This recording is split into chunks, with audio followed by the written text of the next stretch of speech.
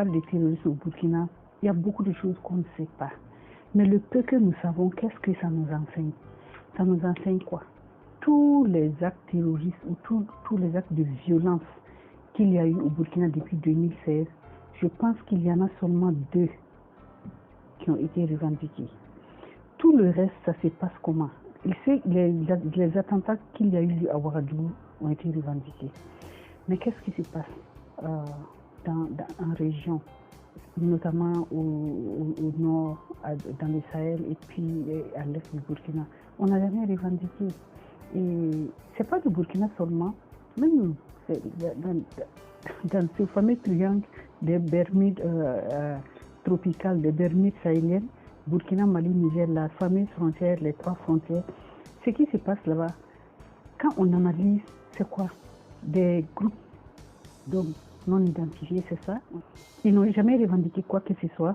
Ils viennent, ils font des razzias, ils massacrent des populations, ils volent du bétail, et certainement ils font beaucoup de trafic dans le désert là-bas parce que c'est un no man's land que personne ne contrôle.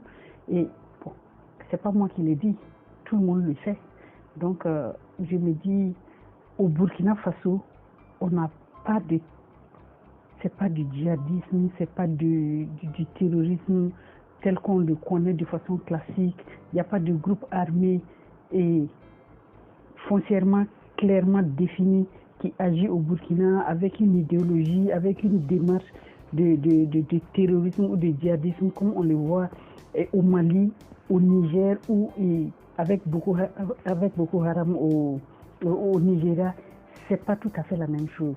Il y a eu quelques velléités de leaders qui voulaient, comme Malam Dicko, qui s'était foncièrement affiché comme une personne qui veut faire sa révolution idéologique au Sahel là-bas. Ça n'a pas prospéré parce que c'est une situation complètement différente. On a été surpris par toute cette violence qui s'est franchement imposée à nous du fait du contexte régional. Et je pense que la situation au Mali a été un facteur aggravant de ce qui se passe au Burkina, mais ce n'est pas le facteur déclencheur.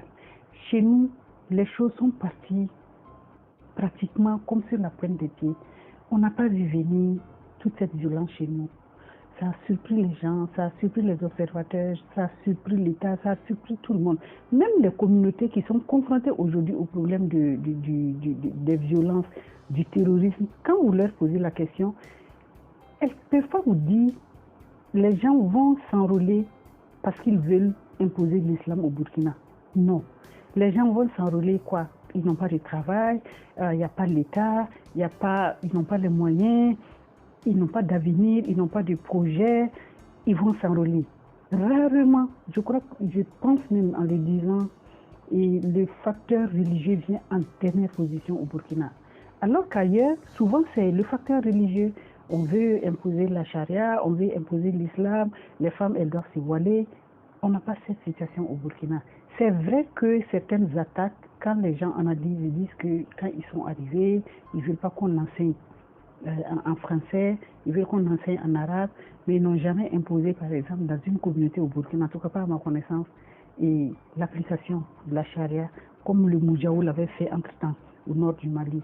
Moi, je pense que je suis convaincue que les violences terroristes au Burkina sont réellement du fait de la grande criminalité, du banditisme. Ça, je l'ai dit et puis je suis persuadée que c'est ça. Parce qu'une guerre religieuse, c'est pas comme ça que ça se fait. On a vu les fils en Algérie, ce qu'ils ont fait. Au Mali, il y a des velléités religieuses dans le fond des réclamations, dans le fond des revendications. Mais ici, il n'y a pas de revendications ni religieuses, ni ethniques, ni économiques, ni territoriales. C'est très mouvant, on ne comprend pas exactement ce qui se passe. Mais moi, j'en conclus que c'est de la criminalité, ni plus, ni moins. Et comme c'est de la criminalité, il faut qu'on le traite comme la criminalité. On les traite comme des vulgaires voleurs, des vulgaires assassins, des vulgaires criminels. Je pèse bien les mots parce que c'est de la criminalité, ni plus, ni moins. Le jour où ça va changer et que les hommes non identifiés, les hommes armés non identifiés vont nous dire pourquoi ils nous attaquent, on aura une raison, on aura le vrai qualificatif pour les qualifier. Mais pour le moment, on ne peut pas leur donner les qualificatifs de djihadistes, de terroristes, parce que les terroristes même, ils ne font pas ça. Les terroristes, quand ils viennent mourir pour une cause.